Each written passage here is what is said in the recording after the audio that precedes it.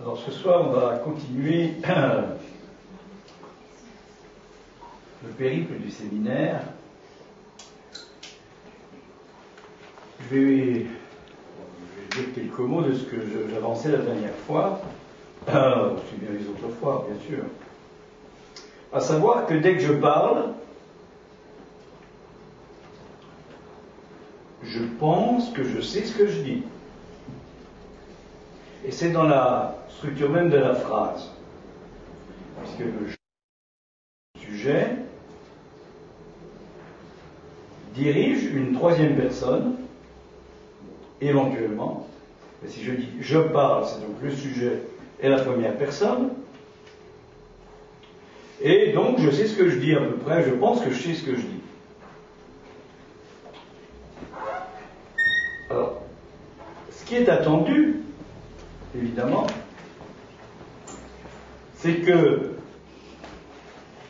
je sois, on va dire, assujet d'une troisième personne. C'est-à-dire que c'est le je qui parle.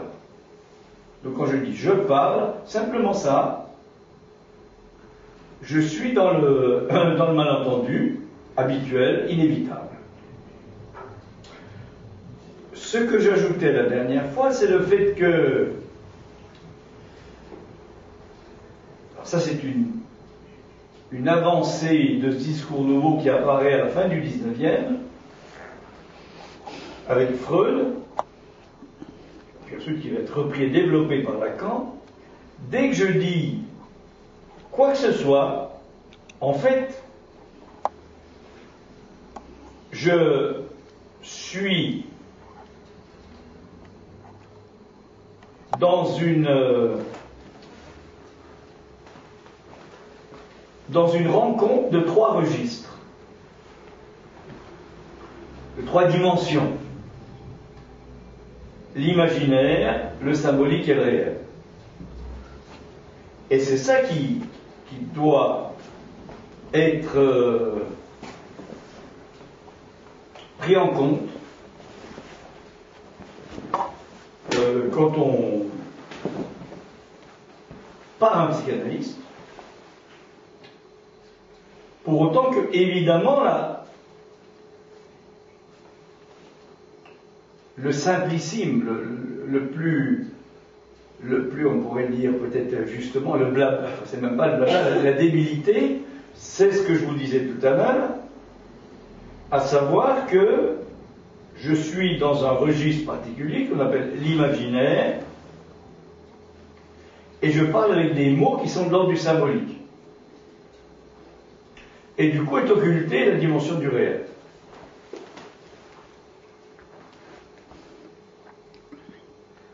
L'imaginaire, c'est quoi? C'est pas j'imagine, c'est pas ce que j'imagine, hein, au sens habituel du terme. C'est pas ce que je m'imagine. C'est un espace temporel et spatial que j'ai été amené en tant qu'être parlant à développer très tôt. Et pourquoi je l'ai développé? Parce que quand je suis arrivé dans ce monde-là, qui fout le camp dans tous les sens maintenant, encore peut-être plus qu'avant, cet immonde-là, eh bien quand je suis arrivé là, j'étais pas fini. Et je suis toujours pas fini. Ça c'est important, parce que si j'étais fini, il n'y aurait pas de création du tout possible. Il n'y aurait plus que ce que j'ai évoqué la dernière fois là, c'est-à-dire l'eidos platonicien, l'eidos, c'est-à-dire la forme, hein, le kalos, kai, kagatos en grec, la belle et bonne forme. Et tout ceci renvoie à cet eidos de Platon. Même si on peut penser qu'il y a autre chose dans l'eidos de Platon, parce qu'il y a la dimension du symbolique qui est importante. Bon, alors, donc, quand je parle, surtout dans cette dimension du jeu qui parle, hein, je parle de troisième personne, Qu'est-ce qui parle? C'est ça qu'on peut dire, parce que c'est pas la pensée qui parle là. Et là, ça nous fait rentrer d'emblée dans la question qu'on essaie de soulever, c'est ce qu'on va appeler le corps. Mais attention, c'est pas le corps qu'on connaît. C'est pas le corps de la médecine, de la psychologie, de la physiologie, de l'anatomie. Ça, c'est un corps qui se développe dans l'espace imaginaire. Même s'il y a des examens très compliqués, très fins, même s'il y a des techniques très particulières qui visent à voir l'infiniment petit, à pouvoir le voir, alors qu'avant on ne pouvait pas le voir,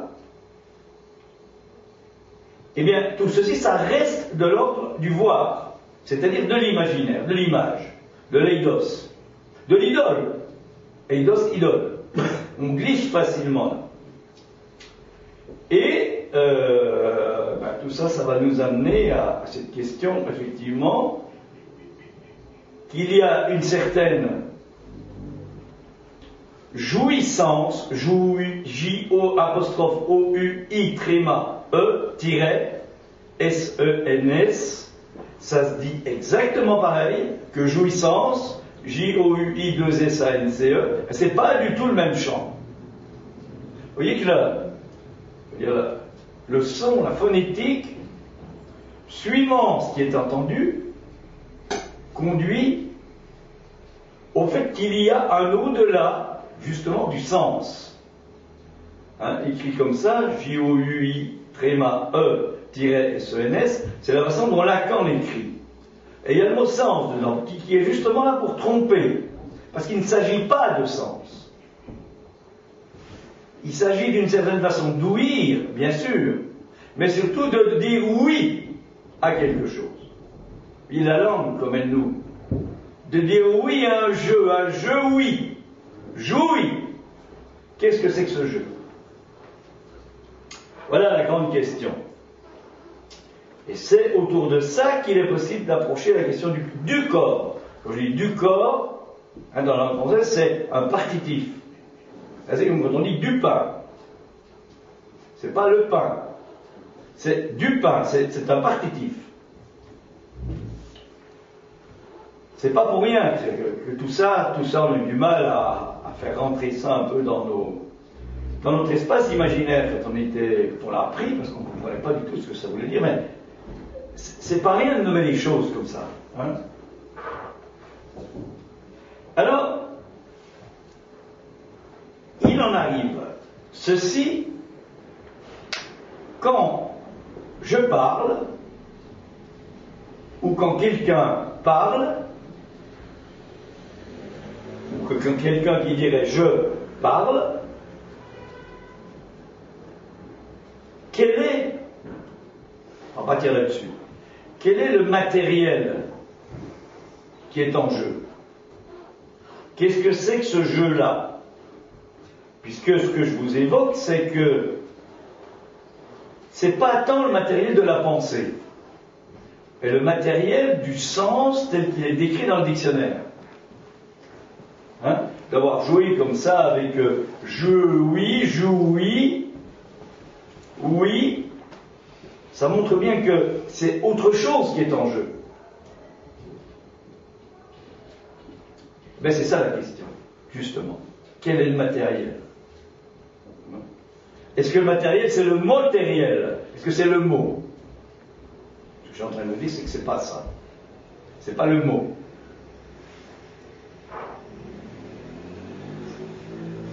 Autrement dit, lorsque quelqu'un vient et peut dire je parle, la question c'est pas tant de l'écouter, c'est de l'entendre. Alors, bien sûr, entendre, ça vient de audire en latin. On a des audios là, hein, c'est ça. Et c'est ob audire, qui veut dire obéir. Mais entendre, vous voyez que si on le tire un peu, c'est le cas de le dire, si on le tire un peu en jouant sur la langue, on pourrait dire que c'est audirer, c'est faire qu'il y ait quelque chose de l'autre, de l'autre. C'est pas des jeux de mots que je fais. Parce que si c'était des jeux de mots, justement, ça collerait. Là, ça colle pas. Il y a toujours, quand il y a quelque chose d'important, le fait que il y a un tout petit glissement, il y a quelque chose qui passe. Eh bien, le matériel, il est là. Le matériel de la langue, il est dans ce, par exemple, là, ça me vient comme ça en vous parlant, dans ce passage de l'autre à l'autre. Donc, qu'est-ce qui sera possible d'être entendu? Voilà la question. C'est ce qui va se passer dans un lapsus qui va devenir un mot d'esprit. Ça devient un mot d'esprit parce que celui qui l'entend, le récepteur, comme on dit, n'est pas un récepteur simple, mais est convoqué en un lieu où le langage est pris en compte pour lui, pour celui qui l'entend, pour le récepteur, alors que celui qui l'a fabriqué, celui qui l'a émis, eh bien, il a été surpris parce qu'il ne sait pas du tout qu'il va émettre ça. C'est pas du tout préparé. Et tout à coup, pour des raisons énigmatiques, c'est ce que décrit Freud dans le mot d'esprit en 1905, tout à coup, il va y avoir une rencontre entre les deux partenaires qui sont là. Et oui, la véritable rencontre, elle se fait au niveau de la langue. Le rapport, le couple, se fait au niveau de la langue. Et non pas au niveau de l'imaginaire. Et notamment, dès qu'on pense à l'imaginaire, on va dire la dimension du fantasme, c'est-à-dire le corps sexualisé, tel qu'on le connaît habituellement. Il n'empêche qu'on n'arrête pas, évidemment, d'être pris parce que l'on voit du corps, parce que c'est comme ça, parce qu'on est pris par ce qu'on voit, et du coup, on imagine, et on pourrait dire on s'imagine, qu'il peut y avoir entre deux personnes finalement assez différentes physiquement, ce qui n'est pas le cas chez les animaux, entre le mâle et la femelle, c'est pas forcément différent. Mais entre deux personnes, un homme, ce qu'on appelle un homme et une femme, je prends le cas classique, évidemment il y en a d'autres, ça peut être deux hommes, deux femmes, etc. Mais je prends l'exemple le plus évident, je dirais. Eh bien, il est attendu qu'entre un homme et une femme, il puisse y avoir un rapport sexuel, et on dit que le rapport sexuel, en plus, quand on parle de rapport sexuel, on parle que du génital. C'est-à-dire que on mélange tout, le sexuel et le génital. Vous voyez, dans quelle mélasse on est dès qu'on ne peut pas prendre en compte ce qui est en jeu. Alors chacun fait comme il peut avec son partenaire, on va dire génital ou sexuel. Bon, c'est pas de ça dont je veux parler, parce que c'est pas ça l'enjeu, puisque l'enjeu du discours analytique, c'est la mise en jeu du langage. Ce que je suis en train de vous dire, à partir du mot d'esprit, c'est que la rencontre entre la dimension du masculin et du féminin se fait au niveau du langage. Et non pas au niveau des caractères sexuels. Ça n'exclut pas, mais on a déjà glissé. Alors, et du coup, vous voyez que, là on en a déjà beaucoup parlé, il importe de différencier le masculin et le féminin autrement qu'à partir de ce qu'on voit comme signe sur le corps. Sur le corps et dans le corps. On appelle les caractères sexuels primaires, secondaires et tertiaires. J'insiste bien, ça ne veut pas dire que ça n'est pas une certaine existence. Hein? Ce que l'on connaît là, justement, c'est de l'ordre du connaître. On peut dire qu'il y a trois types de connaître. Hein? Il y a le sens mondain. Ah oui, celui-là, je le connais. Bon, c'est qu'on n'y connaît rien du tout. On n'est pas grand-chose. Hein? Il y a le sens étymologique, connaître, sens biblique, naître avec, où là, effectivement, on se rapprocherait on va dire, de la sexualité habituelle. Hein?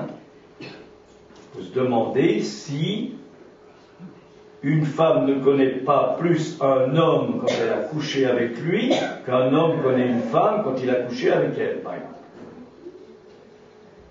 Ça, la connaissance, hein. Qui vont écrire des livres là-dessus. Dieu sait si ça va fleurir.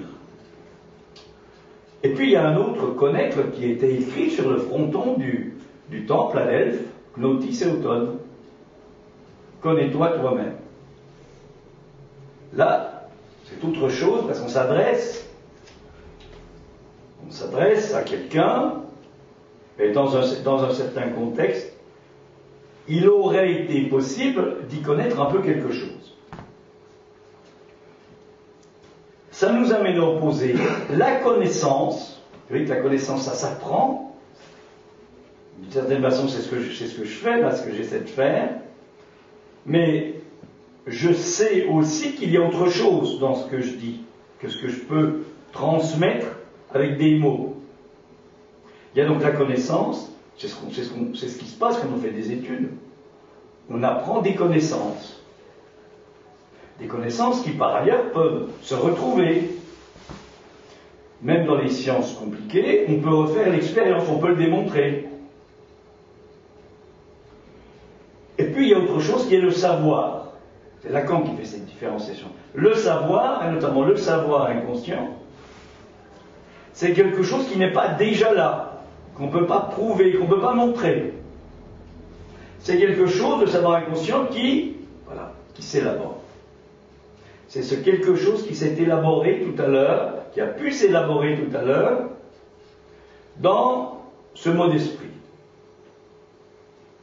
que j'ai forcé un peu, bien sûr, pour faire comprendre. Hein. C'est pas vraiment un mot d'esprit, mais c'est pour comprendre. De l'autre à l'autre. On peut tout à fait faire un lapsus quand on va dans ce sens-là. Donc, l'important, c'est l'entendre. C'est l'entendre et l'entendre par rapport à ces trois dimensions dont je parlais tout à l'heure. Et on a pu articuler tout ça à partir de deux types de jouissances dont je parlais, que j'évoquais.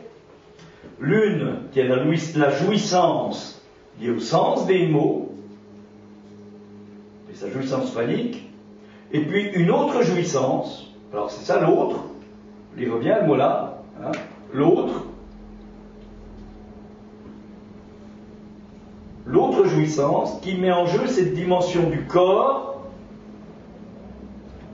à entendre comme n'ayant rien à voir avec quelque plaisir que ce soit.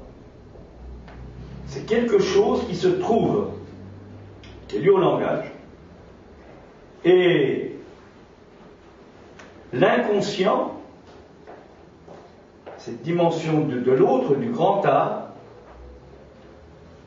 et ce savoir où sont déposés ce qu'on appelle des signifiants.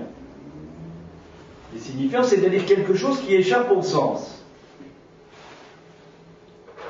Alors je ne vais pas trop reprendre ça, je le reprends aujourd'hui pour que ceux qui ont suivi jusque-là, peut-être arrivent un peu mieux à s'y retrouver, mais de toute façon on le reprendra ultérieurement à nouveau.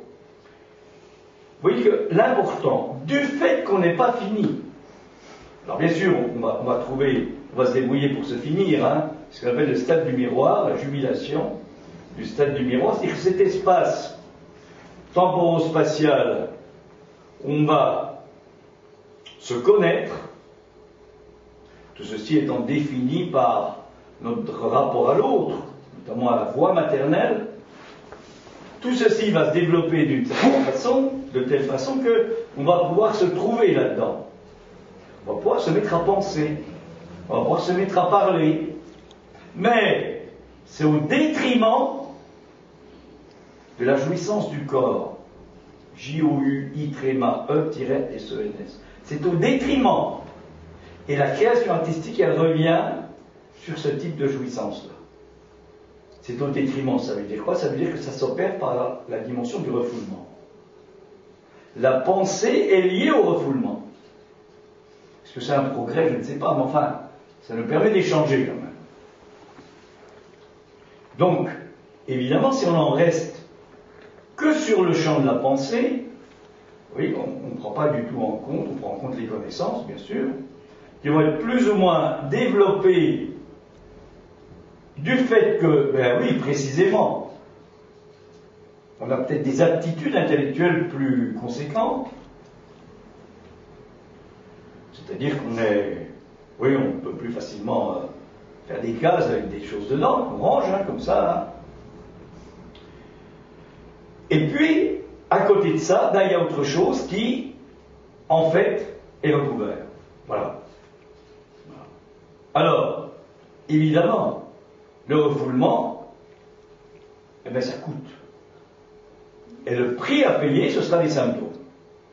On aura des symptômes. Ça a été découvert, évidemment, par Freud.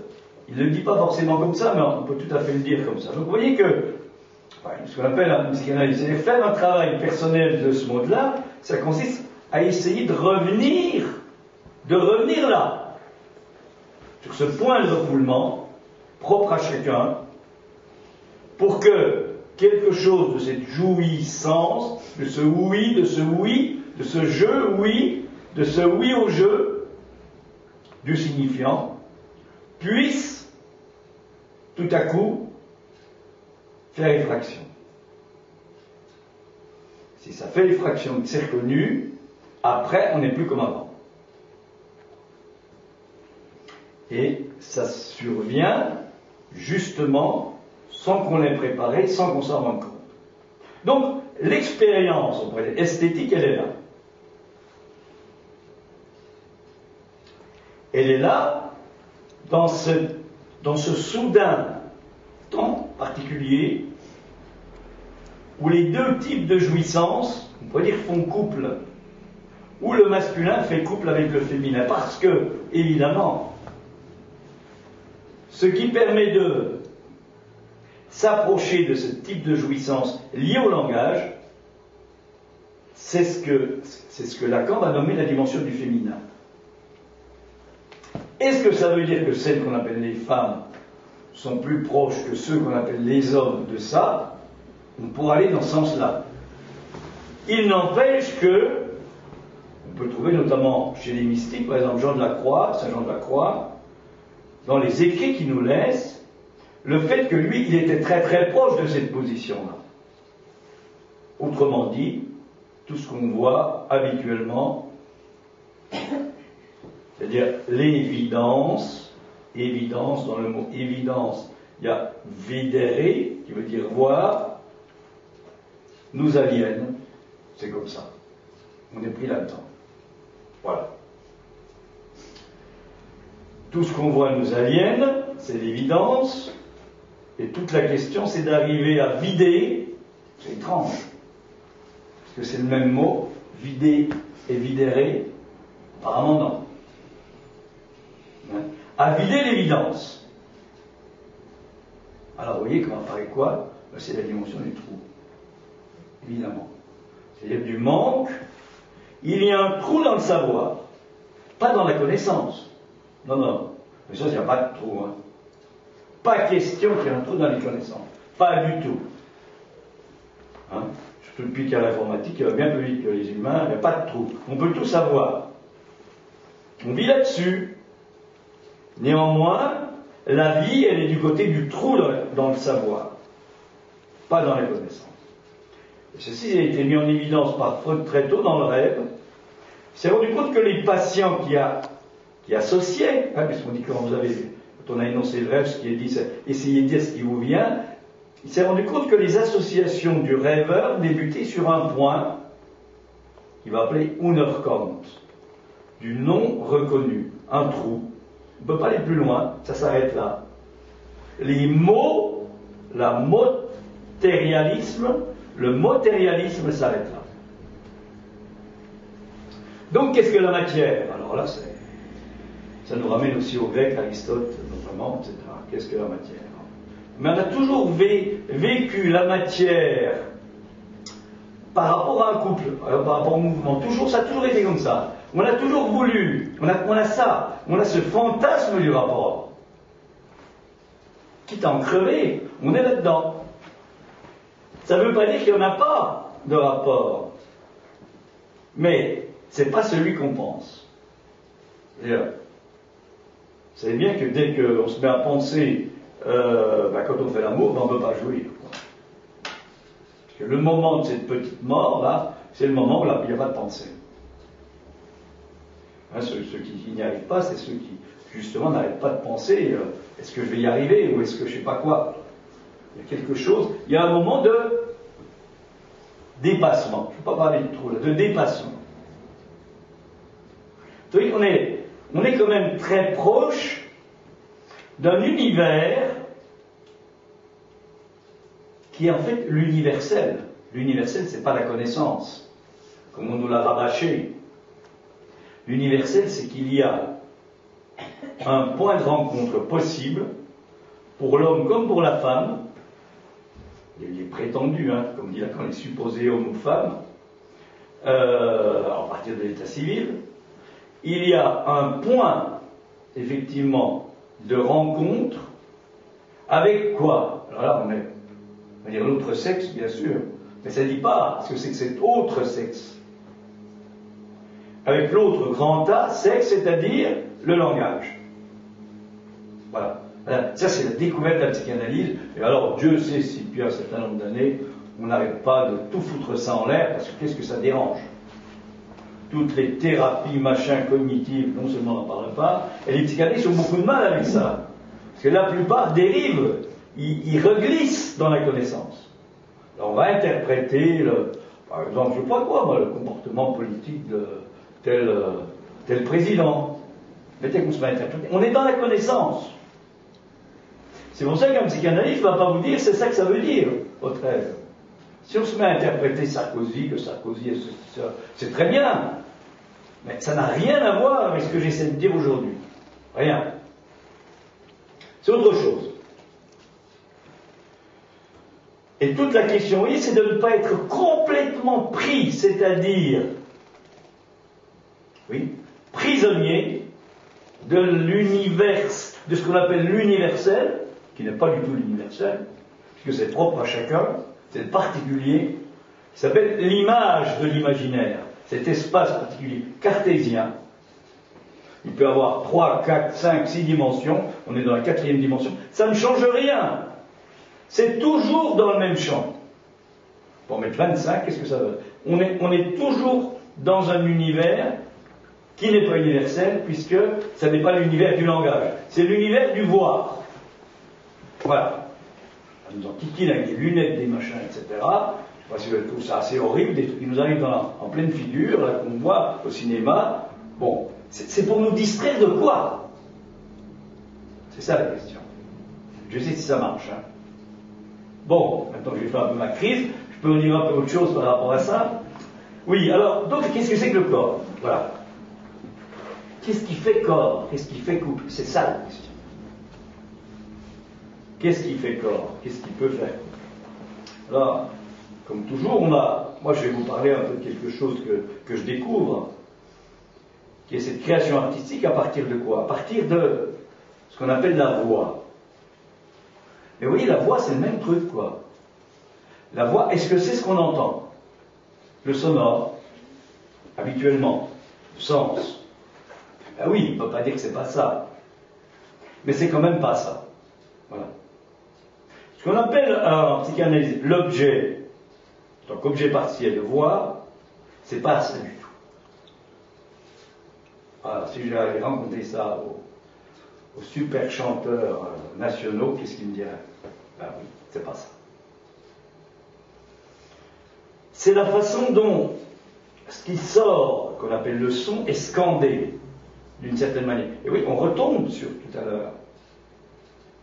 Suivant que vous êtes dans autre et autre, c'est ça la scansion. Eh bien, évidemment, vous entendez autre chose. Donc, la voix, c'est pas tellement... Ça, c'est quelque chose que... J'en parlerai, je pense, l'année prochaine, beaucoup plus important. C'est pas... Est-ce que c'est... Peut-être qu'on en parle, là.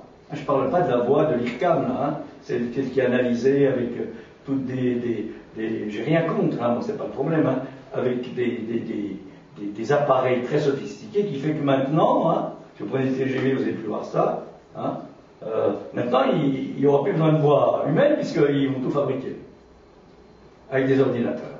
C'est plus besoin de chanteurs d'opéra. C'est extraordinaire. Hein. Alors il n'y en avait déjà plus tellement, parce qu'on leur mettait des micros. Tous les chanteurs à peu près de mon âge, c'est pas comme ça. Ce qui se passe, c'est entre le public et le chanteur. Donc c'est sa voix qui compte, c'est pas de l'amplifier. C'est pas qu'il y a un ingénieur du son qui fasse ceci, cela. Alors maintenant ça va être pire parce qu'on va fabriquer des voix avec des morceaux de ceci et de cela. Ça va être des voix, j'imagine, même si elles sont belles, il n'y aura rien. Il n'y aura pas de mouvement dedans. Et on va éduquer, vous voyez comment ça va le progrès? On va éduquer les gens qui vont à l'opéra à partir de ça. Parce que ça file comme ça. Hein. C'est comme ça que ça glisse. Et évidemment, ça va rapporter beaucoup. Ceux qui ont fait tout ça, parce que c'est plus simple. Enfin, quand même, pour qu'il y ait un opéra, il faut quand même qu'il y ait des êtres parlants qui soient sur la scène. Bon. Donc, qu'est-ce que c'est que la voix? Voilà. Où est la voix actuellement lorsque je vous parle? C'est ça la question. Je ne peux pas dire où elle est. Elle est peut-être dans les silences qui se créent tout d'un coup entre les mots. Certainement. Elle est là. Elle est dans ce quelque chose entre vous et moi qui fait qu'à un certain moment, il peut y avoir ce rapport de couple dont je parlais tout à l'heure. Mais qui n'est pas lié à ce que vous comprenez. Ça n'empêche pas de comprendre, hein. C'est pas ça l'important. L'important, c'est d'entendre. Et j'irai assez de plus en plus dans le sens suivant, c'est que quand on travaille ça à un certain niveau, voilà, à condition de ne pas avoir trop ce qu'on appelle une voix naturelle, c'est-à-dire d'emblée, vous voyez quoi une voix naturelle, c'est-à-dire d'avoir d'emblée, quand on se met à chanter, une voix qui nous place à un certain niveau, et que ce niveau-là soit le nôtre. Ça, c'est les professionnels qui vont décider, parce qu'on peut très bien, c'était mon cas, penser qu'on est baryton, et puis quand on se met à chanter face à un professionnel, je dis, tu n'es pas de baryton, t'es ténor. Ça fait quand même une tierce ou une quinte de différence, c'est énorme. Énorme. Bon, d'une part, et puis c'est pas du tout le même timbre, c'est pas du tout la même voix, c'est pas la même plénitude de voix, ça n'a rien à voir. Hein, le baryton, il est rageur, comme ça. Le ténor, il n'est pas rageur. Un peu le ténor dramatique, éventuellement, mais pas tellement. C'est pas pareil. D'ailleurs, dans les opéras, les barytons, c'est ceux qui viennent emmerder les ténors, hein, en permanence. Parce qu'évidemment, la soprane ou la mezzo, elle aime le ténor, et celui qui est jaloux, c'est le baryton. Alors en plus, il va y avoir la basse qui en général le perd. C'est très simple, hein, les intrigues à l'opéra. C'est vraiment simple. Tout se passe donc ailleurs. Alors, maintenant, je vais me faire des ennemis là. Hein. Maintenant, on pense que c'est dans la mise en scène. Pas du tout. Bien sûr, on va avoir des mises en scène. Pourquoi pas, après tout? Pour moi, c'est pas du tout ça, parce que ce qui m'intéresse, parce que c'est ça qui m'intéresse, moi, ça qui m'a conduit là, c'est la voix. C'est le timbre de la voix. C'est ce qui passe dans la voix. Et qui est différent, effectivement, selon que c'est un ténor léger. Bon, il y en avait un au Met, par exemple, samedi dernier, hein, Flores, hein, dans le conte d'Ori de Rossini. Eh bien,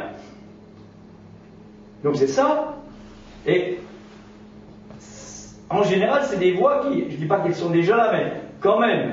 Hein. Et puis, il y a des voix, c'est mon cas, comme j'ai été baryton, qu'on m'a dit que t'étais ténor, aux conclusions, ça veut dire quoi? Ça veut dire qu'il faut faire apparaître la voix. Mais il y a quelque chose qui s'entend d'emblée dans la voix, qui fait qu'on n'est pas baryton, on est ténor, on est dans un registre. Donc il faut trouver la voix. Parce que moi j'arrivais au mi, vous voyez comment c'est fait avec un clavier, hein. J'arrivais au mi à peu près, oui. Et maintenant je suis aussi naturel. Donc dans ce passage du mi au si naturel, quelle est la voix qui est trouvée? C'est ça le fond du problème. Mon hypothèse, et je vais m'arrêter là-dessus, En sachant que ce qui compte, c'est pas uniquement la tessiture, hein, c'est autre chose dans la découverte de cette voix. Ce qui compte, c'est que, il y a quand même des choses étranges, j'ai parlé du trou tout à l'heure, que pour arriver à faire jaillir cette voix-là, dans les aigus, il faut évidemment une hyperpression qui vient de la région abdominale, qui vient pousser le diaphragme pour que ça vienne exploser sur ce tranchant que constituent les cordes vocales, et qu'après ça vienne se réfléchir, répercuter devant, hein, au niveau du palais, mais tout à fait devant, derrière les deux incisives. Eh bien, c'est une histoire de trou, voilà, une histoire de tord, comme dit Lacan. Et c'est une histoire d'ouverture et de fermeture. La pression, c'est ça. Autrement dit, pour arriver à créer cette expérience particulière qui fait que va pouvoir s'entendre dans le jaillissement du si naturel quelque chose qui ne peut pas s'entendre autrement. Alors, bon, on va dire physiquement, c'est parce qu'il y a une fréquence. D'accord, bien sûr qu'il y a une fréquence. Mais pourquoi il y a la fréquence? D'où ça vient cette pression? Qu'est-ce qui fait que? Est-ce que c'est purement quelque chose de physiologique et d'anatomique? C'est ce qu'on pourrait croire. Je pense personnellement qu'il y a autre chose. Il y a quelque chose de cette rencontre dont je parlais tout à l'heure au niveau du langage. Et donc, vous voyez que il y a, alors, moi je parle de la voix, un autre il peut peut-être parler de la peinture, moi je ne connais pas ça. Hein. Il y a, pour produire, pour créer un savoir, parce qu'il n'est pas déjà là le son, hein. La voix en question n'est pas déjà là du tout. Il faut avoir une technique tout à fait particulière pour que ça sorte. Hein. Si vous ne respectez pas la technique, ça ne sort pas du tout. La voix, même si elle apparaît, elle recule. Donc, il faut avoir toute une technique particulière pour qu'apparaisse ce que j'appellerais, non pas un si bémol, non pas un si naturel, non pas un contre, mais un savoir qui est porté par ça. Est-ce que c'est une note? J'en sais rien, c'est ce qu'on appelle une note. Mais par ce quoi? Je ne sais pas comment on peut l'appeler. Mais par cette ponctuation particulière qui sort du corps. Et le corps serait ce point de jouissance. Point, écrivez-le comme vous voulez, avec toute l'ambiguïté qu'il y a autour de ce mot-là. Hein, ce point de jouissance qui fait qu'à un moment, dans certaines conditions, mais pas seulement, parce qu'on a une technique particulière, il est possible que jaillisse du corps quelque chose qui semble être comme un si bémol ou un si naturel ou un continu que vous allez faire au violon. Mais il y a autre chose parce que c'est la voix.